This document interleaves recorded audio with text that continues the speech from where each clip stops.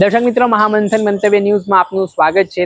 સૌરાષ્ટ્રના રાજકારણમાં મોટો ઉલટફેર જોવા મળ્યો છે। રાજકોટના રાજકારણમાં ગરમાવો લાવે તેવી તસવીર સામે આવી છે, કેમ કે ક્ષત્રિય આંદોલનમાં ચર્ચામાં રહેલા મહિલા સત્રાણી પદ્મિનીબા વાળાએ હવે રાજકારણમાં ઝંપલાવ્યું છે અને આજે તેઓ આમ આદમી પાર્ટીના પ્રદેશ કાર્યાલય પહોંચ્યા હતા, જેમાં પ્રદેશ પ્રમુખ ઈશુદાન ગઢવીના હસ્તે તેમણે આમ આદમી પાર્ટીનો ખેસ ધારણ કરીને આમ આદમી પાર્ટીમાં એન્ટ્રી લીધી છે।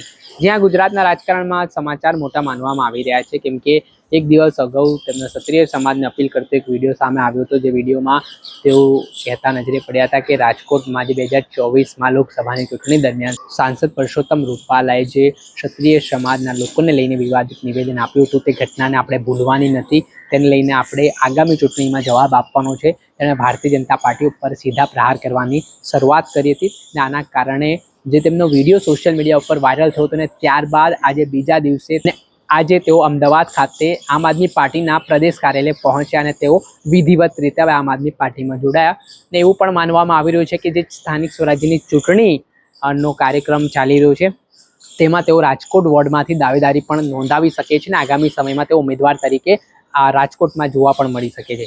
જોકે પદ્મિનીબા વાળાએ કયા કારણોસર તેઓ આમ આદમી પાર્ટી પસંદ કરી છે તે સાંભળો। આજ રોજ ભાઈ શ્રી ઈશુદાનભાઈ બેન શ્રી આપણે જ્વેલબેન એની ઉપસ્થિતિમાં હું અને મારા મિસ્ટર એક આમ આદમી પાર્ટી જે સામાન્ય માણસો માટેની પાર્ટી છે, જે લોકોનો અવાજ છે, એનેથી હું પ્રેરિત થઈ અને આજે હું જોડાઈ રહી છું।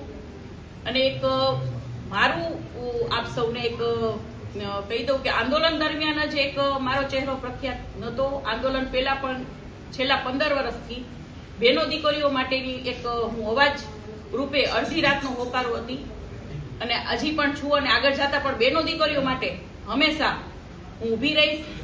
આમ આદમી પાર્ટીમાં આજે એક ભાઈશ્રીએ વાત કરી કે દરેક બહેનોને મહિનામાં જે 1000 રૂપિયા આપવામાં આવશે, એ વાતથી પણ હું ખૂબ જ એક પ્રેરિત થઈ અને એક મને લાભ સરસ એવો મળ્યો છે કે લોકો વચ્ચે રહી અને દરેકનો અવાજ બની અને લોકોની અવાજ સાંભળવો અને કામ કરવું। આજે આપ જોઈ રહ્યા હશો કે બીજી બધી પાર્ટીઓ હોય છે એ ખાલી વાતો કરે છે, પણ આમ આદમી પાર્ટી જોઉં છું ઘણા ટાઈમથી કે વાતો નથી કરતા, તરત રિઝલ્ટ લઈ આવે છે। ઘણા બધા એવી બધી એક વાતો છે કે કરી એટલી ઓછી છે।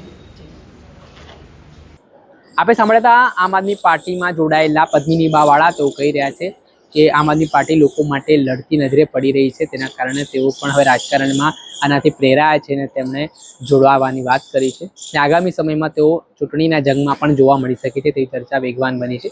એટલે સોશિયલ મીડિયા પર સતત ચર્ચામાં રહેતા પદ્મિનીબા વાળા ગ્રાઉન્ડ સ્તરે જોવાનું રહેવું કઈ રીતની કામગીરી કરે છે, જો તેમને ટિકિટ મળે છે તે આવનારો સમય બતાવશે। દર્શક મિત્રો, આવા જ વિડીયો જોવા માટે મહામંથન મંતવ્ય ન્યૂઝ જોતા રહો।